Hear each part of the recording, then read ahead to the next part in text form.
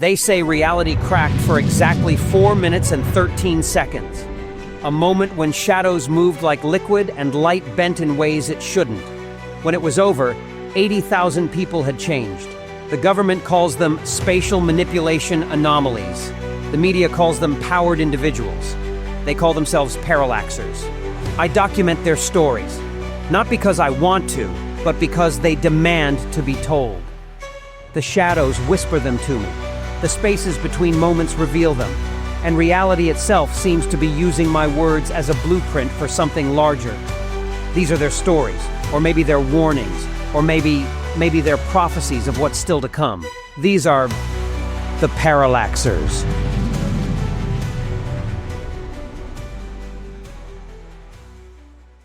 The shadows brought me his story on a night when reality felt particularly thin. They scratched his name into my dreams. Amir Bishara, the one who holds air like water. Through the spaces between moments, they showed me glimpses. A boy in a war zone, hands raised against poison gas. A young man creating paths of breathable air through smugglers' tunnels. A brother who would tear apart the sky itself to protect his family. I didn't want to write about him. Some tales carry too much weight, too much truth. But the shadows insisted, leaving his words in my mind until they tasted like desert wind and smelled like courage. They say every Parallaxer's ability reflects something fundamental about reality itself. If that's true, then Amir's power, this ability to hold and shape the very air we breathe, speaks to something essential about freedom, about how even the most basic act of breathing becomes precious when others try to control it. So let me tell you about the day Amir Bishara learned that air could be more than just breath. It could be weapon, shield, salvation. The day he discovered that sometimes the hardest thing isn't learning to control your power. It's learning when to let it go. I became a Parallaxer the day the bombs fell. Not during the explosion, during the silence after, when the dust was still hanging in the air and my little sister wasn't breathing. The doctors call my ability localized atmospheric manipulation. The aid workers call it a miracle. I call it not enough. My name is Amir Bishara, and I learned how to hold air like water in my hands while digging through the rubble of our apartment building. It started as desperation, trying to create a bubble of clean air around Layla's face as I pulled her from the debris. By the time I got her out, I could feel every molecule of oxygen around us, could shape it, direct it, force it into her lungs. She lived. Others didn't. Now we're part of the endless river of refugees flowing north, my family among thousands fleeing the war. The borders are closing, but word spreads through the camps about a man who can carry breathable air through the smugglers' tunnels, who can keep children from suffocating in overcrowded truck compartments, who can pull the poison gas back from protest crowds. "You have to be more careful," my father whispers as we huddle in the back of a rusted shipping container. 30 people crammed into a space meant for cargo, all breathing the air I'm continuously purifying. The army is looking for powered people. They're taking them. He's right. 3 days ago, they caught a woman who could purify water with a touch. She's helping the war effort, now, according to state television. Yesterday, they took a boy who could make plants grow in barren soil. His family received a medal and a promise of citizenship. Nobody's seen him since. I press my hands against the container's metal walls, feeling the air currents outside. We're moving north, but slowly. The driver is taking back roads to avoid checkpoints. Through the vibrations in the air, I can sense other vehicles. Military patrols, probably. I've gotten good at reading air patterns. You can tell a lot from the way wind breaks around objects, from the heat signatures that disrupt atmospheric flow. My mother notices me tense. What is it? "Helicopter," I murmur. 2 kilometers east, moving parallel to us. Layla grabs my hand. She's 11 now, too old to cry, but too young to hide her fear.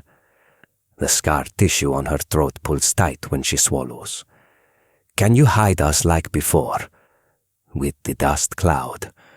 I managed that trick 2 days ago when a drone spotted our group crossing the desert. Created a sandstorm out of nowhere, obscuring us from view. It worked, but the effort nearly killed me. Manipulating air is one thing, manipulating that much particulate matter is another. Save your strength, my father says. He's watching me with that mix of pride and worry that's become his permanent expression. We'll need it for the mountain crossing. He means the pass ahead, where the altitude and thin air kill dozens of refugees each season, where the smugglers charge extra for oxygen tanks, and most families can't afford them, where I'll have to maintain a bubble of pressurized oxygen-rich air around our entire group for 6 hours of climbing. I haven't told them I'm not sure I can do it. The power takes a toll. Each day I feel a little more hollow, like I'm somehow using up my own air to give it to others. The nosebleeds are getting worse. This morning I coughed up something that looked like frost. The container hits a bump and someone's baby starts crying. Without thinking, I reach out with my power, gentling the air around the infant. Add a touch of lavender scent, a slight warming effect. The baby settles. Its mother gives me a grateful look. That's when I feel it, a change in the air currents outside. The helicopter has turned, is moving closer, and below us, the vibrations of multiple vehicles converging on our position. A lot of them. Checkpoint ahead, I say, not a regular one. They're looking for someone. Looking for me, probably. Word of the air shifter must have reached the wrong ears. The army wants powered individuals to weaponize, and my ability would be particularly useful. Imagine being able to suffocate enemy positions or create corridors of poison gas or... I stop that line of thinking. Stand up unsteady in the swaying container. Amir, no, my mother begins, but I can see in her eyes that she understands. Get everyone ready, I tell my father. When the truck stops, wait for my signal. I'll draw their attention. The forest is 2 kilometers north. I can feel the difference in the air over the trees. Get them there. Layla's gripping my arm now. You can't. I kneel down, brush her hair back like I used to when she was small. Remember how to breathe like I taught you. In through the nose, slow and steady. She nods, crying silently. Good, because in about 1 minute, I'm going to create the biggest dust storm this country has ever seen. And I'll fill the Hautul Valley with it. It'll be hard to breathe, but I'll leave a clean air corridor running north. The soldiers won't be able to see it, but you'll be able to feel it. Follow that. But what about you? I don't answer. Just pull her close, memorizing the pattern of her breathing. My parents embrace me next. No words left to say. The truck is slowing down. Through the air currents I can feel the checkpoint's layout. 20 soldiers, 3 armored vehicles. The helicopter circling lower. They're ready for a powered person, but they're expecting someone weak and desperate. They're not expecting someone who's spent the last month learning exactly how the air moves over every inch of this land, who can feel the huge temperature differential just waiting to be exploited. Who knows that if you spin air fast enough, with enough pressure behind it, you can cut through steel. The container doors open, flashlights beam in, and I step forward, pulling all the air in the valley into my lungs for one final manipulation. I am my sister's clean air after the bombing. I am my mother's cooling breeze in the desert. I am my father's swift wind beneath a burden. I am every refugee's breath, carried across every border. I raise my hands, and the sky comes down. Author's note. Satellite imagery from that day shows an unprecedented atmospheric event. A dust storm appearing from nowhere, spanning an entire valley. Meteorologists remain puzzled by the perfectly clear corridor that ran through its center, just wide enough for a group of people to pass through. Some say that on very quiet nights, if you stand in that valley, you can still feel the air moving like it's being shaped by careful hands, helping travelers find their way north. The Shadows found this story in the quantum-encrypted files of a private school's data server, where altered memories still leak between lines of code. They whispered about a boy who thought he could edit reality like software, who learned too late that some changes can't be undone. Benjamin Thorne IV. His name carries weight in Silicon Valley, heir to a digital empire built on ones and zeros. But even his family's wealth and influence couldn't protect him from the consequences of playing God with other people's memories. So let me tell you about the day Benjamin discovered that memories aren't just data to be rewritten. They're the threads that hold reality together. And some threads, once pulled, unravel everything. You'd think being able to rewrite people's memories would make me popular. Instead, it got me arrested, almost killed my dad's career, and taught me that real friends don't ask you to edit their test scores. I'm Benjamin Thorne IV. Yeah, those thorns. Silicon Valley royalty. Tech empire. Enough money to buy a small country. Not that any of that mattered at Portsmouth Prep, where I was just the weird kid who spent lunch breaks coding instead of playing lacrosse. At least until the event gave me the ability to reach into people's minds and adjust their memories like lines of code. The medical community calls it mnemonic manipulation. The government calls it a Class 1 security risk. Tate Wheeler, who sat next to me in AP Physics, called it my ticket to the cool kids table. Think about it, Benji, he said, sliding into my usual corner of the library. First time he'd talked to me since 3rd grade. You could make Ms. Henderson forget to give the calc test. Make Coach Phillips remember giving us all A's in PE. You could be a hero. I should have said no, but do you know what it's like to spend 16 years being invisible? To have your only friend be an AI chatbot you coded yourself. When the popular kids suddenly start inviting you to parties, it's hard not to get caught up in it. It started small, making teachers forget homework assignments, editing awkward moments out of people's memories at parties, helping someone remember where they left their keys. Harmless stuff, really. Then came the college applications. Just a few tweaks, Tate insisted. We were at his house. The cool crowd gathered around his pool. Make the admissions officer remember being really impressed with our interviews. It's not like we're hurting anyone. I did it. Not just for Tate, for all of them. 7 early admissions to Ivy League schools. The perfect crime. No one would ever know. Except someone did.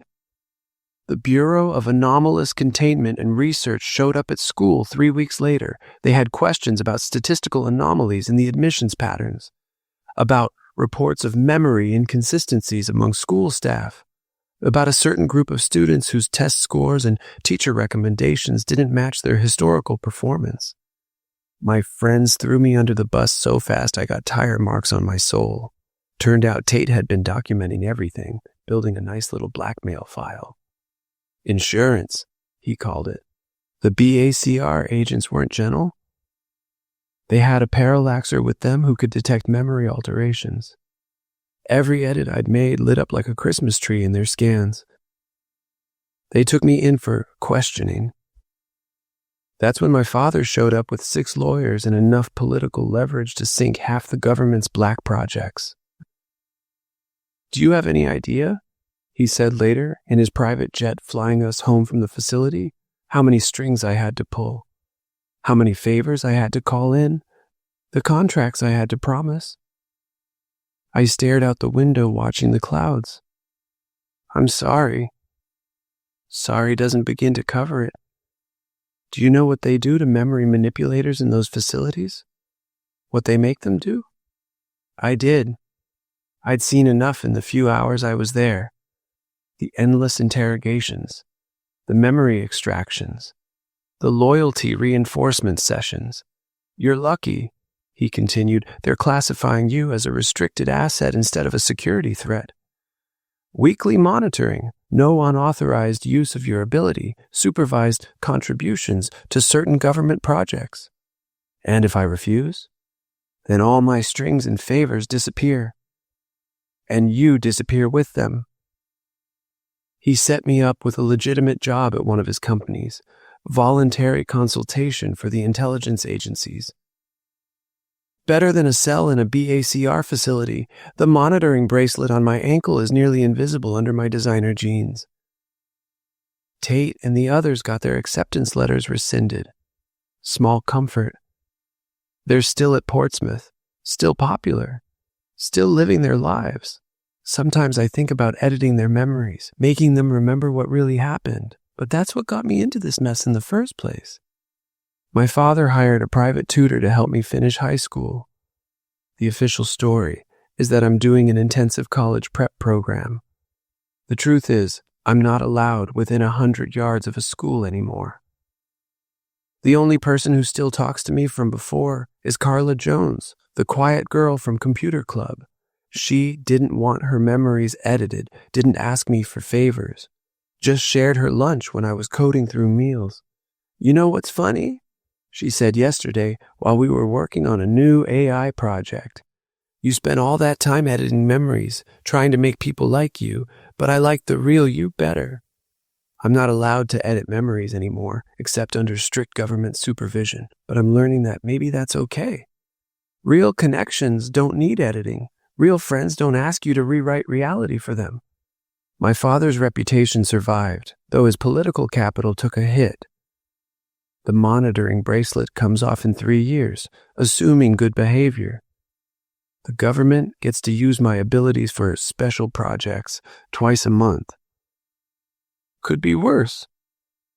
At least I'm not in a BACR cell having my own memories rewritten. Yesterday I found Tate's blackmail file in my email. Amy helped me track it down, wrote a program to scrub it from every server and backup. Not because I asked her to, but because that's what real friends do. I didn't edit any memories this time. Some things should be remembered exactly as they are. Author's note: Benjamin Thorne IV still works for his father's tech empire, officially as a data integrity consultant. His monitoring bracelet was removed after 2 years for good behavior, though rumors suggest this had more to do with his father's continued influence than any government policy. He and Carla Jones went on to develop breakthrough AI systems for memory pattern recognition, though they carefully avoid certain applications of the technology. Portsmouth Prep's admissions office still routinely screens for memory alterations during interviews, just in case. The shadows pull at my pen as I finish these tales. They show me echoes that still ripple through reality, a dust storm that never ends, still carrying refugees to safety, memories that refuse to stay edited, surfacing in dreams at exactly 4:13 a.m. 2 different paths, a boy who weaponized air to protect his family, and another who rewrote memories to feel less alone. But the shadows whisper these are just pieces of a larger pattern. They show me glimpses of what's coming. A mother whose daughter was born in those 4 minutes and 13 seconds when shadows covered the earth, playing tea parties with creatures made of void. A laid-back stoner who sees holes in reality through his vape clouds, mapping doorways to places that shouldn't exist. And beneath it all, something stirs in the spaces between realities, using our stories to teach existence how to break. Remember, powers don't just manifest randomly. They're answers to questions reality hasn't asked yet. And somewhere in the darkness between moments, something is counting down to the final question. This is the Parallaxers.